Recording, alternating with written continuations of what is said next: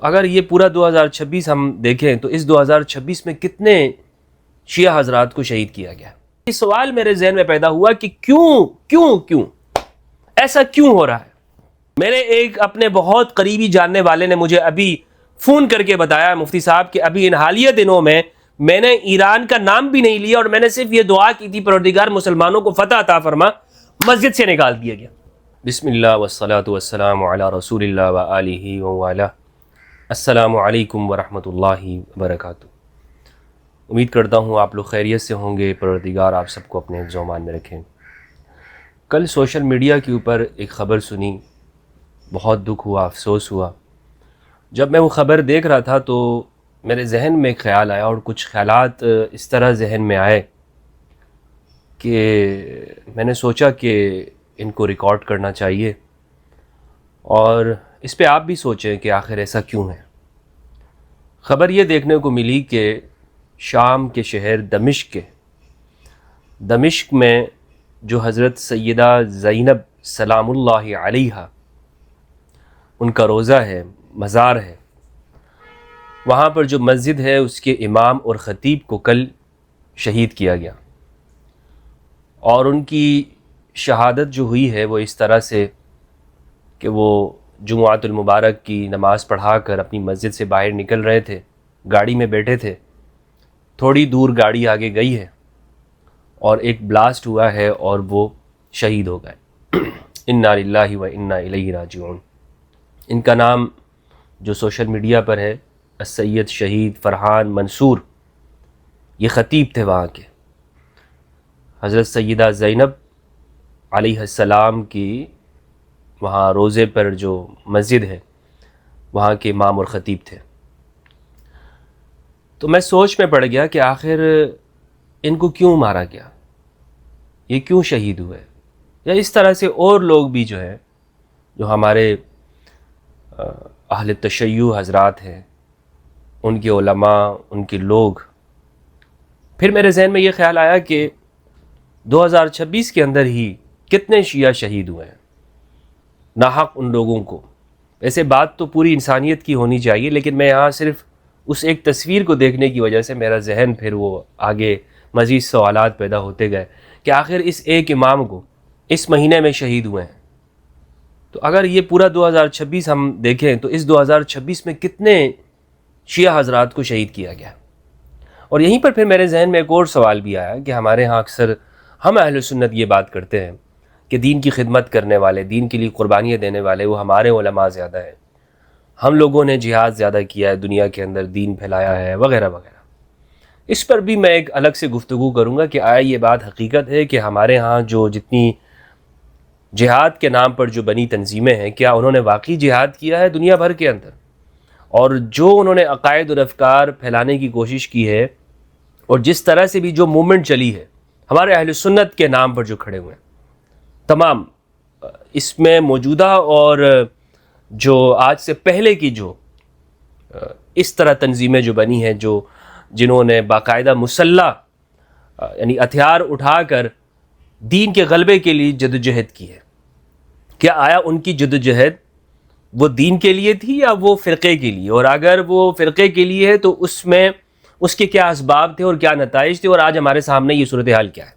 تو اس پر میں الگ سے بات کروں گا کہ یہ جو ہمارا دعویٰ ہے یہ کس حد تک ٹھیک ہے کہ بھائی دین کے لیے ہمارے ہی لوگوں نے بہت قربانیاں دی، حتیٰ کہ فتوحات کے اوپر بھی انشاءاللہ ہم بات کریں گے کہ جن فتوحات کے اوپر ہمارے ہاں بہت زیادہ ایک فخر اور مباحات کی جاتی ہے کہ دیکھیں جناب دنیا میں فلاں علاقے تک ہم نے فتوحات کیے، اسلام کے جھنڈے گاڑے ہیں، اور یہ دیکھیں فلاں موسیٰ ابن عقبہ تھے اور طارق بن زیاد اور وغیرہ اندلس میں اور یہاں بر صغیر پاک و ہند تک۔ اس کا بھی انشاءاللہ عز وجل ہم جائزہ لیں گے، اس پہ گفتگو کریں گے کہ یہ دعویٰ کس حد تک ہے۔ لیکن بہرحال اگر یہاں پہ میں آج صرف بات کر رہا ہوں کہ اس کو ہم مان لیتے ہیں کہ یہ ہمارے ہاں یہ بات بالکل ٹھیک ہے، تو یہ جو شیعہ حضرات کے بارے میں کہا جاتا ہے کہ ان کے لوگ دیکھیں انہوں نے کوئی دین کے ساتھ ان کا کوئی تعلق نہیں ہے، ہم نے دین کے لیے قربانیاں دی ہیں، ہم ہی ہیں کہ جو مدارس ہمارے ہیں، تبلیغ میں دعوت اور ارشاد کے مکتبے ہمارے زیادہ ہیں، ہمارے مدارس آ کے دیکھیں تو وہاں پر لوگ آپ کو زیادہ ملیں گے۔ اور دوسری جانب شیعہ حضرات کے حوالے سے کہا جاتا ہے کہ ان کی کوئی قربانیاں نہیں ہیں. تو پھر میرے ذہن میں یہ سوالات سارے پیدا ہوتے گئے اور یہیں پر اس جانب بھی میں گیا کہ آخر پوری تاریخ کے اندر پھر میں نے شیعت کی تاریخ کو ایک دوبارہ سے میرے ذہن کے اندر آئی اور یہ سوچنے پہ میں مجبور ہو گیا کہ آخر یہ سوال میرے ذہن میں پیدا ہوا کہ کیوں ایسا کیوں ہو رہا ہے ایسا بالآخر صرف شیعہ حضرات کے ساتھ کیوں ہو رہا ہے.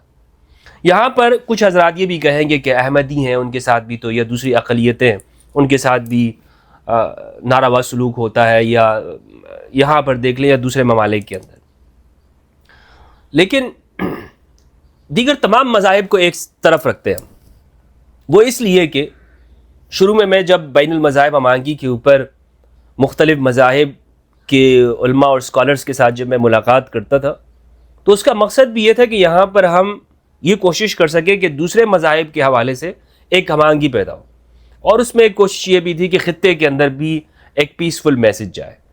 لیکن پھر میرے ذہن میں یہ خیال آیا کہ بھائی یہاں پر اندازہ کیا کہ کتنے ہندو مذہب کی وجہ سے مارے گئے ہیں مسلمانوں کے ہاتھوں. وہ بہت کم تعداد آپ کو نظر آئے گی, بہت کم. حتیٰ کہ جو پاکستان کے اندر بھی کچھ انتہا پسندوں کے ہاتھوں جو ہندو برادری کے جو ان کے مذہبی مقامات کے اوپر جو اشتعال انگیزی ہوئی ہے, مثال کے طور پر رحیم یار خان کے اندر ایک واقعہ ہوا, یا سندھ کی کسی علاقے کے اندر ہوتا ہے, یا فورس کنورژن کے کچھ واقعات آئے ہیں, تو اس میں بھی آپ یہ دیکھیں گے کہ ایک بھرپور طریقے سے اس کا یہاں پر پاکستان کے اندر حکومت نے ایکشن لیا اور اس کے اوپر الحمدللہ اس کے بعد کوئی ایسا واقعہ نظر نہیں آتا. پوری دنیا کا آپ اگر دیکھ لیں, جائزہ لے لیں دیگر مذاہب کے لوگوں کا, تو آپ کو چند ہی واقعات ایسے نظر آئیں گے جس میں آپ یہ کہہ سکتے ہیں کہ یہ واقعہ. کوئی زیادہ آپ کو ایک بڑی تعداد نظر نہیں آئے گی کہ اس ملک میں بھی اس مذہب کے ماننے والے کے ساتھ ایسا ہو رہا ہے, فلاں ملک میں بھی ایسا ہو رہا ہے, فلاں بھی ایسا ہو رہا ہے. دنیا کے 56 ممالک کے اندر کہیں نہ کہیں اس کے مذہب کے ماننے والوں کے ساتھ کوئی نہ کوئی واقعہ ایسا ہوتا ہے, اور خال ہی آپ کو کچھ نظر آئیں گے ایسے. لیکن کیا وجہ ہے کہ قدیم دور سے لے کر آج تک ہمیں صرف یہ نظر آتا ہے کہ اس میں شیعان علی کے ساتھ ہر زمانے قرنن بعد قرنن ہر دور میں یہ ہو رہا ہے کہ کبھی انفرادی اور اجتماعی سطح کے اوپر مارا جاتا ہے. تو جب میرے ذہن میں جب میں بین المذاہب ہمانگی پر مختلف مذاہب کے علماء سے کام ان کے ساتھ مل کر گفتگو کرتا تھا, تو پھر میرے ذہن میں یہ خیال آیا کہ نہیں بھائی یہ تو بہت کم ہوئے. تو یہاں پر جب خود اپنے فرقوں کے اندر ہم نے دیکھا تو میں سر پکڑ کے بیٹھ گیا. میں نے کہا بھائی اس پہ کام کیوں نہیں ہوتا, ہم اس پہ کام کیوں نہیں کرتے.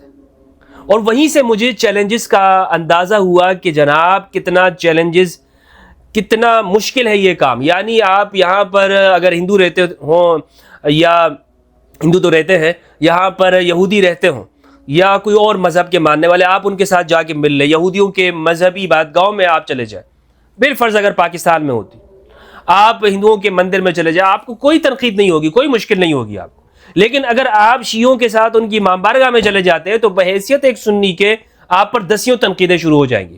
واللہ باللہ میرے ایک اپنے بہت قریبی جاننے والے نے مجھے ابھی فون کر کے بتایا, مفتی صاحب, کہ ابھی ان حالیہ دنوں میں نے ایران کا نام بھی نہیں لیا اور میں نے صرف یہ دعا کی تھی پروردگار مسلمانوں کو فتح عطا فرما, مسجد سے نکال دیا گیا. کیوں نکال دیا گیا مسجد سے؟ اس لیے نکالا مسجد سے کہ تم وہ سمجھ رہے کہ بھائی میں نے ایران کی فتح کے لیے دعا کر دیا, اور چونکہ ان کو مسلمان نہیں سمجھتے تو یہ بہت مشکل ہے. میں نے آپ کو بتایا, اندازہ کریں کہ اگر آپ کسی غیر مذہب یعنی جو مسلمان نہیں ہے ان کی عبادتگاہوں کا آپ دورہ کرتے ہیں, یا ان لوگوں کے ساتھ آپ نشست کرتے ہیں, بیٹھتے ہیں اور آنا جانا شروع کرتے ہیں, تو بلکہ آپ کو اچھے الفاظ کے اندر یاد کیا جائے گا اور بہت آپ کو ہر سطح پر سپورٹ بھی ملے گی. ہاں بھائی ماشاءاللہ, یہ ہے وہ بندہ کہ جو بین المذاہب ہمانگی پہ بھی کام کرتا ہے, اور جناب اس نے تو پرساد بھی کھا لیا اور وغیرہ وغیرہ یہ سب کچھ. لیکن وہیں پر ہی اگر آپ نے اپنے شیعہ مسلمان بھائیوں کے ساتھ آپ نے صرف ان کی سبیل پر جا کر شربت ہی پی لیا, یا 10 محرم کے جلوس میں جا کر شرکت کر لی, یا کسی طرح سے آپ نے ان کے اجتماع کا حصہ بن گئے اور آپ نے کہا کہ بھائی میں سنی رہتے ہوئے میں بھی ان کے ساتھ بیٹھ سکتا ہوں اور یہ میرے بھائی ہیں, آپ پر تنقیدات شروع ہو جائیں گی اور آپ دیکھیں گے یہ کیا ہو گیا بھائی میرے ساتھ. تو وہ تو دور کی بات ہے نا کہ آپ ان کے ساتھ ان کے لیے کوئی آواز اٹھائیں یا آپ ان کی مجلس میں جا کے خطاب کر دیں. میں نے آپ کو بتایا کہ صرف دعا کرنے کی وجہ سے مسجد سے نکال دیا. بہت بڑا ایک اختلاف پیدا ہو گیا محلے کے اندر, 2 گروہ بن گئے. ایک کہنے لگا کہ نہیں ٹھیک ہوا ہے, دوسرا کہنے لگا کہ نہیں یہ کیا کر دیا, کیوں دعا تم نے کیوں کرا دی, ایرانیوں کے لیے کیوں دعا کرا دی. پورا پھر دباؤ ڈالتے ہیں, پریشر ڈالتے ہیں. ان میں کچھ لوگ ایسے ہوتے ہیں کہ جو چندہ دینے والے ہوتے ہیں, وہ پریشر ڈالتے ہیں کمیٹی کے اوپر, تو پھر کمیٹی مجبور ہو جاتی ہے. تو حق کہاں پر ہے؟ حق کیوں لوگ بیان نہیں کر پا رہے؟ مساجد سے حق کی آواز کیوں نہیں بلند ہو رہی ہے؟ لوگ کیوں, ہمارا نوجوان کیوں پریشان ہے؟ وہ ہمیشہ سوشل میڈیا کے اوپر کیوں بیٹھا ہوتا ہے کہ وہاں سے علماء کو سنے اور وہاں پر لوگوں کی بات سنے؟ اس لیے کہ وہ اپنی مرضی, اس کو وہاں پر اس کی دل کو سکون نہیں مل رہا, بے چین ہے, اس کو وہاں پر تعلیمات نہیں مل رہی ہیں. خطیب صاحب چپ ہیں. تو اس لیے میں نے پھر سوچا, اس پر غور و فکر کی. 2026 کے اندر صرف ہم یہ دیکھیں, یہاں پاکستان کے اندر اسلام آباد میں واقع ہوا, 80 افراد اس کے اندر شہید ہوئے. اس کے بعد پھر جو مظاہرے ہوئے, پھر جو واقعات ہوئے, 30 افراد اس میں شہید ہوئے. یہ 2026 کا صرف اندازہ کریں, 2026 کو ابھی 4 ماہ ہوئے. جنوری, فروری, مارچ, اپریل, مئی کا آغاز ہوا ہے, یعنی 4 ماہ ہوئے ہیں. 4 ماہ 120 دن ہے. 120 دن میں کتنے, پوری دنیا کا آپ دیکھیں کتنے شیعہ مارے گئے, کتنے افراد کو, اور پھر ان کی دن کے اعتبار سے آپ پرسنٹیج نکالیں کہ ایک دن میں کتنے شیعہ کا جو ہے وہ دنیا کے اندر, دنیا کا اس میں ان کے گھر اجاڑے گئے ہیں, کتنے شیعہ حضرات کی. یعنی یہ پاکستان کا میں نے آپ کو بتایا ایک بڑا واقعہ ہوا 2026 کے اندر. یہ جو ابھی ایران میں ہو رہا ہے اس کو کیا کریں, جو عراق میں ہو رہا ہے اس کا کیا کریں. بحرین میں جو ہوا ہے, بحرین میں جو شاعر تھا اس کی شہریت منسوخ کر دی گئی.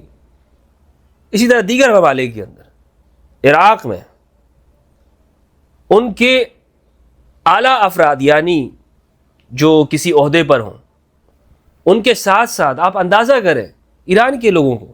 ایک رپورٹ کے مطابق ایران نے جو بتایا تقریباً 50,000 زخمی ہیں, اور جو شہید ہے 5,000 شہید.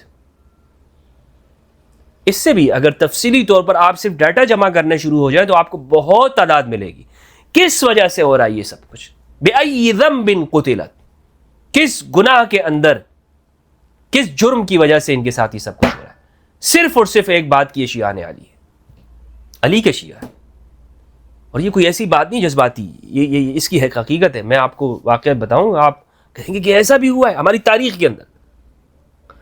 ابن السکیت ایک شاعر تھے اور اہل سنت تھے, کوئی شیعہ نہیں تھے, اہل سنت. متوکل عباسی کے 2 بیٹے تھے اور ان کو گھر میں پڑھایا کرتے. بہت بڑے شاعر ابن السکیت, عربی ادب کا بڑا نام ہے. متوکل نے کہا آپ میرے بیٹوں کو پڑھا دیا کریں. انہوں نے کہا ٹھیک ہے. گھر میں پڑھانے جایا کرتے تھے. عربی زبان, یعنی عربی زبان سے مراد یہ ہے کہ مزید اس میں عربی ادب. عربی تو وہ خود بھی تھے, ان کو عربی زبان آتی تھی, لیکن بچوں کو وہ جو عربی پڑھا رہے تھے تو مراد یہ کہ مزید شاعری, جیسے آپ کو اگر اردو زبان آتی بھی ہے, اردو بولنے والے ہیں یا انگلش بولنے والے ہیں, تو اس میں مزید اختصاص حاصل کرنے کے لیے آپ ان کے شعراء کو پڑھتے ہیں اور مزید اپنی زبان کو کلاسیکل اور ادبی بناتے ہیں. تو اس طرح وہ عربی زبان ان کو سکھاتے تھے. اور ایک مرتبہ ہوا یہ کہ متوکل نے اس سے پوچھا, یہ بتاؤ کہ یہ جو میرے 2 بیٹے ہیں یہ دونوں زیادہ تمہیں اچھے لگتے ہیں, زیادہ پیارے ہیں, یا علی کے بیٹے حسن و حسین؟ یہ سوال کیا متوکل عباسی نے. اندازہ کریں متوکل کی ناسبیت کا, کہ متوکل عباسی یہ سب کچھ کیوں کر رہے ہیں. تو ابن سکیت نے کہا کہ یہ 2 بیٹے تمہارے, تم ان کا موازنہ علی کے 2 شیروں حسن و حسین کے ساتھ کر رہے ہو. ارے بھائی, میں تمہارے ان دونوں بچوں کو علی کے غلام قمبر کے ساتھ برابر نہیں کرنا چاہتا ہوں.